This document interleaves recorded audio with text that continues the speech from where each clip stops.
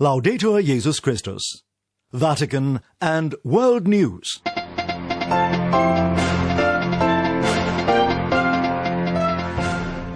In the headlines this Saturday, January 2nd, a Nigerian bishop is released after he was kidnapped along with his driver 1 week ago. Military in Bosnia begins setting up tents for hundreds of migrants left stranded after their camp burnt down. And we look back to St. Pope Paul VI's historic visit to the Bambin Gesù Pediatric Hospital as he marked the very first World Day of Peace. In the Vatican, I'm Francesca Merlo. The kidnapped Nigerian auxiliary bishop of Owerri Archdiocese Moses Chikwe and his driver Robert Ndubuisi have been released.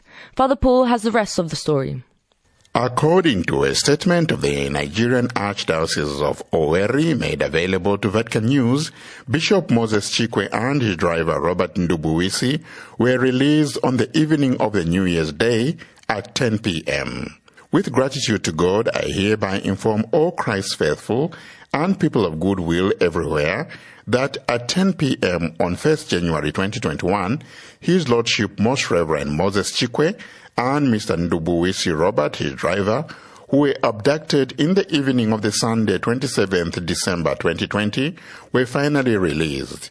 I personally visited and saw Bishop Chikwe in his residence at about 10:45 p.m., looking very weak from his traumatic experience. At the time of my visit, Mr. Ndubuisi Robert, the driver, was unavailable because he had been speedily taken to the hospital for treatment of a deep cut that he received on his hand from the kidnappers, read a statement of the Archbishop of Owerri, Anton Obinna. In his remarks following the Angelus prayer on New Year's Day, Pope Francis appealed for Bishop Chikwe and his driver's release. The Pope also prayed for those who are victims of similar acts in Nigeria, that they too would return unharmed to freedom, and that Nigerian society would one day return to a time of security, concord, and peace. Confirming the release of Bishop Chikwe and his driver, a spokesperson of the State Police Command, Orlando Ikweukwu, said that the bishop and his driver were released unharmed and without any ransom paid, thanks to the police operation in Imo State of Nigeria. Father Paul Samasomo for Vatican News. With the second wave of COVID-19 expected to peak in Africa in January or February, the prospect of a vaccination program is still not on the horizon. Speaking to Vatican Radio, Father Charles Chilufuya shed some light on the current situation on the continent and specifically in Kenya regarding COVID-19.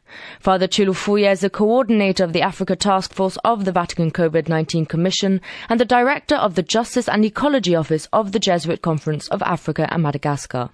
Many countries in Africa now are experiencing the second wave of the virus. So a number of countries have reported a new surge, a new rise in the last couple of weeks or last month. And so you have numbers again going up. But like here in Kenya and other countries, what has started worrying governments is that the virus has now started spreading to high-density areas where the accommodation and the housing is not so good. So that's the current situation. And in addition to the actual medical crisis, what are some of the other consequences of the COVID-19 crisis that are affecting the populations in Africa? Yes, as you will recall, at the height of the outbreak early this year, many governments imposed lockdown measures which were rightfully put in place to curb the spread of the virus. And you know what that means is that it puts a stop to various activities, especially the trading and the movement of people, the carrying of goods and services across cities and in between cities. So what it did is that it curbed the flow of income to many people all across Africa, which directly meant that people could no longer have capacity to put food on the table. A number of countries have lifted those rules and there is a slow comeback to business as usual, but it's not exactly the same. And a number of things are not happening the way they would have happened before. So there are still limitations in terms of people getting their income and meeting their day-to-day needs. What about education and childcare? How are those areas being affected? With regard to education, there are some countries that have allowed schools to reopen, but there are still many other countries where schools haven't reopened. For example, here in Kenya, only exam classes have had to reopen since October. The other classes haven't still reopened. We're hoping they may reopen in January. So that has disturbed learning. But that has other consequences as children stay longer at home doing nothing. There were attempts to provide education online or virtually, but that could only cater for very, very few students, less than 10%. And you can imagine that is impossible for students in rural areas. So that has been difficult. That was Father Chilufia, the coordinator of the Africa Task Force of the Vatican COVID-19 Commission. There is a glimmer of hope for hundreds of migrants who have been stuck in a burnt-out refugee camp in Bosnia that has no facilities. As Stefan Boss reports, the Bosnian military has begun setting up tents to fend freezing winter weather. Some 1,000 migrants fleeing war, persecution and poverty were hoping for shelter amidst the biting Balkan winter. Bosnian authorities pledged this week to move these people from Lipa to a former army compound in central Bosnia. But that plan was cancelled after residents organized protests.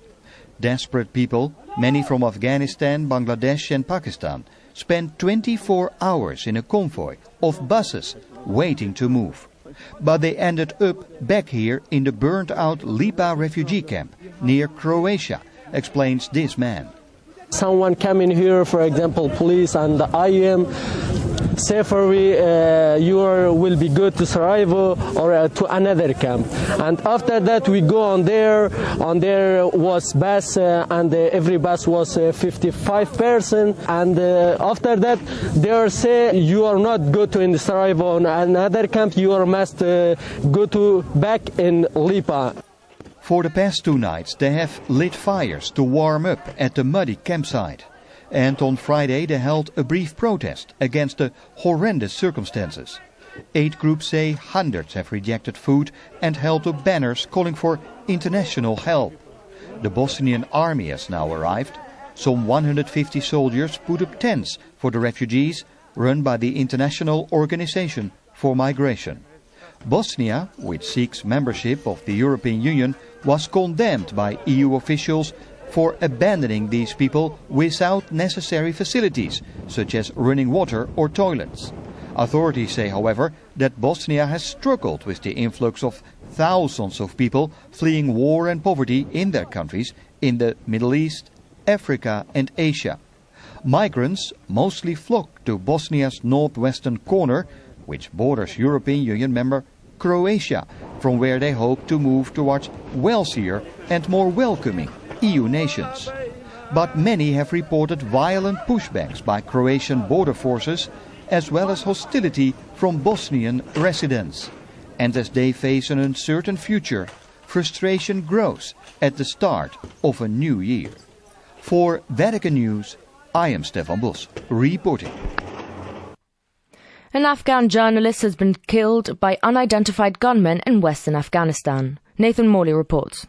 This is the 5th journalist to be killed in the past 2 months in Afghanistan. Bismillah Adil Amak was travelling home after visiting his parents when gunmen opened fire at his car. Amak worked as the head of a local radio station and was also a well-known human rights activist. No one immediately claimed responsibility for the shooting, including the Taliban. Amak was the 5th journalist slain in attacks in the past 2 months. The so-called Islamic State group, which has been blamed for a series of attacks on a range of targets in Afghanistan in recent months, claimed it had killed another Afghan journalist early in December. 2 assailants opened fire and killed a TV anchor woman as she left her house in the eastern Nangarhar province. In November, 2 journalists were killed in separate bombings. The Afghanistan Independent Human Rights Commission said the targeted killing of Afghan journalists had negatively impacted reporting in the country and led to self-censorship in the media community. A statement said a number of female journalists have left their jobs in provinces due to ongoing threats on their lives. Targeted killings and violence have increased across Afghanistan, even as the Taliban and the Kabul government continue to hold peace negotiations which began back in September last year. The talks, after some recent procedural progress, have been suspended until next week, and there is speculation that the resumption could be further delayed. In a separate development, as the United States draws down from Afghanistan, it's leaving behind a desperately poor country, which has been made even poorer by the COVID pandemic. The United Nations now estimates that 3/4 of all Afghans are currently food insecure and going hungry. The situation for children under 5 is dire in the country. Almost half are chronically malnourished and need nutritional support. For Vatican News, this is Nathan Morley reporting. And finally, on the 1st of January, the Catholic Church marked the 54th World Day of Peace. St. Pope Paul VI instituted the annual observance in 1967, and on the 1st of January 1968, he celebrated the very first World Day. On that day, he visited the Vatican's Bambino Gesù Pediatric Hospital in Rome, and a recently discovered unpublished film brings vivid moments of that memorable visit 53 years ago. Robin Gomes tells us more. It was at 8:30 in the morning on New Year's Day in 1968 that Pope Paul VI went to the nearby Bambino Gesù Children's Hospital of Rome to celebrate Holy Mass in the chapel, visit the sick children, and address his words of comfort to them, reported the Vatican's newspaper L'Osservatore Romano. A Super 8 black and white film found recently in the archives of the hospital shows about 20 children in their beds surrounded by the officials, doctors, and staff of the hospital. In his homily at Mass, the Vatican newspaper wrote, the Holy Father said he felt a father to each of the children and that he would like to be the presence of Jesus among children. Noting that they were sick, he said, his affection grows and becomes profound tenderness. The Vatican newspaper noted that while the Pope brought toys for the sick children, he also came to ask them a gift. The Pope came to ask your tears as an offering, namely, your pain and distress which bring sadness, the Pope said. Do you want to offer your pain and recite some prayers for me, for my intentions, especially for peace that is so close to my heart, he asked.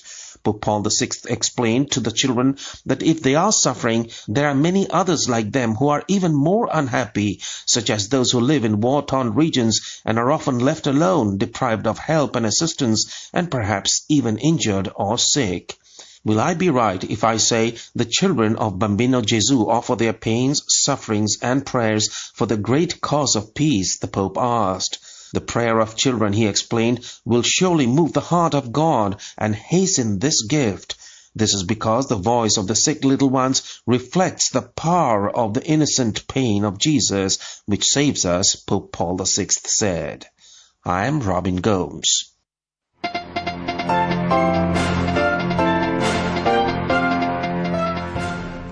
And that brings us to the end of this edition of Vatican and World News. For more on these and other stories, please be sure to visit our web portal at www.vaticannews.va.